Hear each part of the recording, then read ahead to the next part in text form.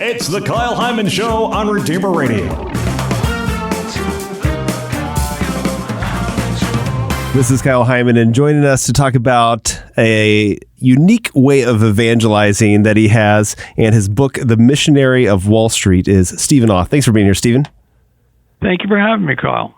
So, with finance, what drew you into the world of finance in the first place? Well, that was 40 years ago.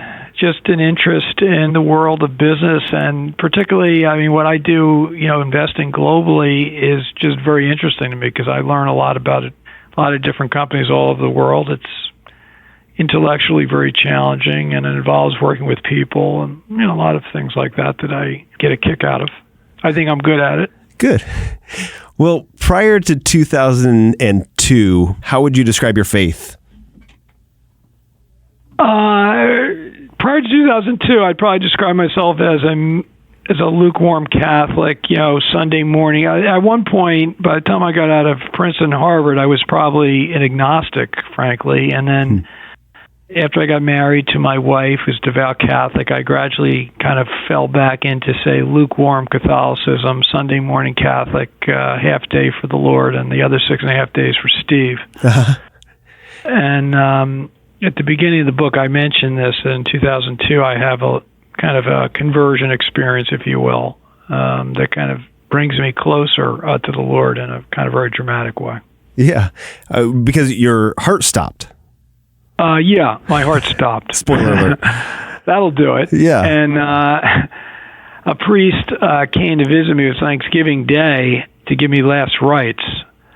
And I had my first confession, Kyle, in probably 30 years. And the outcome of that was, Father John said to me, Steve, you're a guy that the Lord has given many talents to, and you're not a very good steward of those talents. You've been using them for yourself and not for Him. And I resolved, if I was given a second chance, that I would turn my focus on using my talents for the Lord. So that began a kind of new spiritual journey for me. So do you find it difficult to live out your faith in the workplace? No. Actually, the reality is that a lot of the Christian principles that a missionary needs to have, like integrity, self-mastery, perseverance, humility is a big one to be successful as a missionary of Christ, work really well in the investment world. And in fact, what's really kind of interesting is I've clearly become a better investor, but importantly, I'm the chief investment officer, so as I'm as much a leader as anything now, far better than I was 20 years ago. Our business has been even more successful the more involved I've become in my life as a missionary. I think the two can be very intertwined, actually. I think some of that makes sense. As a leader, Christian values are great, but some of it seems a little counterintuitive, that it seems like the more shrewd the business person, the more that they take advantage of people and are make selfish decisions, maybe, the more successful they are. Do you see that? Yeah, I think that's the image that Wall Streeters have. Remember, I'm running an investment business where I'd say it's particularly important to have a longer-term perspective. You can do a bad deal once, but that customer doesn't stick around very long. People are giving us their money to manage for a long-term return. And so, frankly, a little bit of a longer view and a little less greed and a little more thoughtfulness goes a long way to both producing pretty good results over the long term and also keeping good client relationships. So, sure. Yeah, I think the image of Wall Street, it's probably deserved. There's a lot of that on Wall Street, but there's more good guys than you think. Yeah.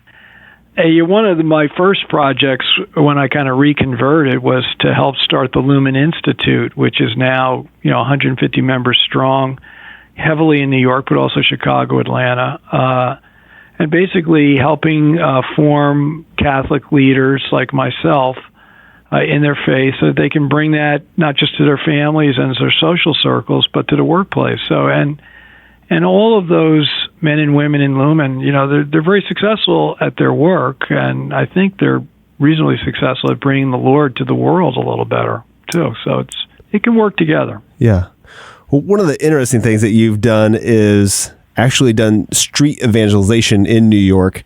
What originally brought you out to evangelize to people on the streets? Yeah, it was a call from the pastor of Old St. Pat's down in Soho, one of the most affluent neighborhoods in the city. Called up my wife about 11 years ago, and, his parish, formerly heavily Italian, Spanish immigrants, moving out as the neighborhood became wealthier, and he was finding, church attendance collapsing and the parish going away. A lot of, parishes like that, and thought we need to get out and look for people outside the walls of the parish, literally. Called up my wife, talked her into this, and that's where the book starts in a way. I mean, I'm called into this mission kicking and screaming, Kyle, because I've grown up in the New York area my whole life. I grew up in Newark, which is a New Jersey borough of New York City, really, and I told her, look, sweetheart, I mean, I love you to death, but this will never work. What are we going to do? Stop Catholics? Stop people on the street and ask them if they're Catholic? She said, well, yeah, that's roughly the idea. I go, sweetheart, it's just not going to work. Yeah. But it worked. And what it is that, the Lord doesn't call the equipped, as you know. He equips the called. And I don't think any of us, we've had over 1,000 missionaries helping us down there, a lot from the Regnum Christi movement, but other movements in the city eventually have helped us. The Lord works wonderful miracles, and the stories in the book, as we kind of outline the different obstacles we meet and how we turn people's attention back to the Lord on a street encounter, which is pretty remarkable, really. But you really see that, that there's way too many coincidences at work here. And it is in a way superhuman, but it's not because the missionaries are superhuman. If anything, we're flawed, at least flawed missionaries. I mean, I consider myself a cracked rock. But the Lord is really remarkable, what he's able to do if you just say yes. Yeah. We're talking with Stephen Auth, the author of The Missionary of Wall Street, From Managing Money to Saving Souls on the Streets of New York. And for people to visualize this, what does it look like whenever you go on the streets? Are you setting up a table? Do you have a sign? Are you wearing anything in particular to draw attention to yourself or to blend in? Right. Well, so people are imagining like a guy on a soapbox with a megaphone, the Lord is coming, confess, and, there are missionaries like that in the subways of New York. They don't really they're usually talking at people, right. And it doesn't seem like they have too much success based on what I observe. But no, what we're doing, Kyle, we're dressed very humbly in dungarees. We have sort of a uniform, and we have a T-shirt on that says, "Be not afraid," with an image of the cross. And we will scatter missionaries around the parish. We'll put some of our younger missionaries, we have teen groups that help us, or seminarians. We'll put them in the periphery where they kind of stir things up and just witness Christ joyfully. And then some of our more experienced Wall Street types that are pretty good at interacting with people, we'll put down near the center, near the church. And we usually start with the somewhat provocative question, are you Catholic? Yeah. And, it's an interesting question. A lot of people ignore us or say something rude or worse to that question. But the flow is so terrific. We've greeted, I think, over 3 million people now down there in Soho. And sooner or later, you'll get someone who says, yeah, they're Catholic.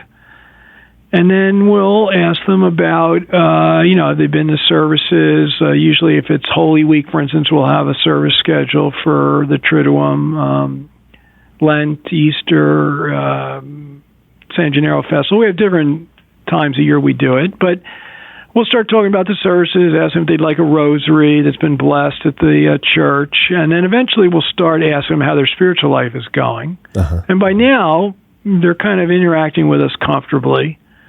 What's remarkable about this form of evangelization, because, all us Catholics, we have different ways of doing it, but mostly sort of inside the parish walls, if you will. Out there on the streets, this is kind of a radical intervention, is the way I call it. Okay. You're catching people who were simply on their way to a fancy dinner with their girlfriend and suddenly find themselves in an encounter. But in the anonymity of a street-side encounter with a fairly, seems pleasant, loving, and sensitive missionary, they're willing to go pretty deep very quickly. And our goal is to get them into the church, and particularly to get them to the sacrament of confession. Because many of these folks sort of were like me, folks that hadn't been to confession in 20, 30 years. And they've built up a kind of wall between themselves and the Lord. And they think they can't get back over that wall. And they've almost given up. And there's chapters on this in the book, the unforgiven sin.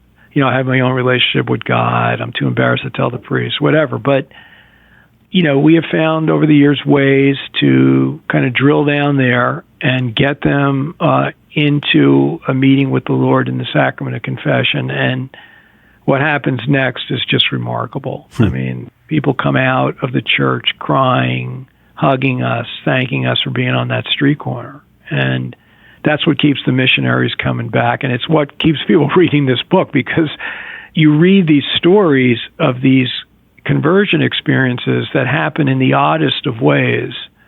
And what it does to the missionaries, Kyle, is it strengthens their own faith. Sure. It has certainly been a journey of faith for me. I mean, the chance to work side by side with the Lord and see Him work His wonders on people right in front of you is pretty remarkable.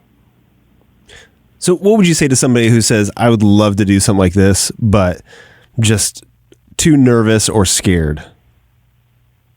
I would say what I write when I sign the book a lot for people, be not afraid, which is on the back of our T-shirts. I would say that many of us, we're too used to thinking we do it all ourselves, and then something that seems particularly beyond our reach, it's in a way prideful to say, I can't do that. Well, no, you can't do that, but the Lord can do it. And the missionaries have been doing this for a while, Kyle, and you see it in the book, these stories of a missionary standing on a street corner in the oddest of circumstances at a time when you'd say nothing is going to happen, but they've become so confident that something is going to happen and something positive that they stay there. And sure enough, something does. And if you really love the Lord and you grow in your depth of love for Him, you know He's going to make something good happen. And you just, be not afraid. Yeah. There's a reason why He kept saying that to us in the Gospels. Yeah. All right. Well, it's such a great story of negative reactions that you get from people, positive reactions that you get from people, the stories of conversion, and also kind of a little bit of a how-to as well. So people need to check this out. Where should they go to get a copy of the book? They can get it at SophiaInstitute.com, the publisher. It's available on all the usual book websites as well, Amazon, etc. But if they go to the publisher's website, it's probably the easiest way to get the book. All right. Again, it's called The Missionary of Wall Street, From Managing Money to Saving Souls on the Streets of New York. Thank you so much, Stephen Auth, for sharing a little bit of your story with us today. Appreciate it. Thank you, Kyle.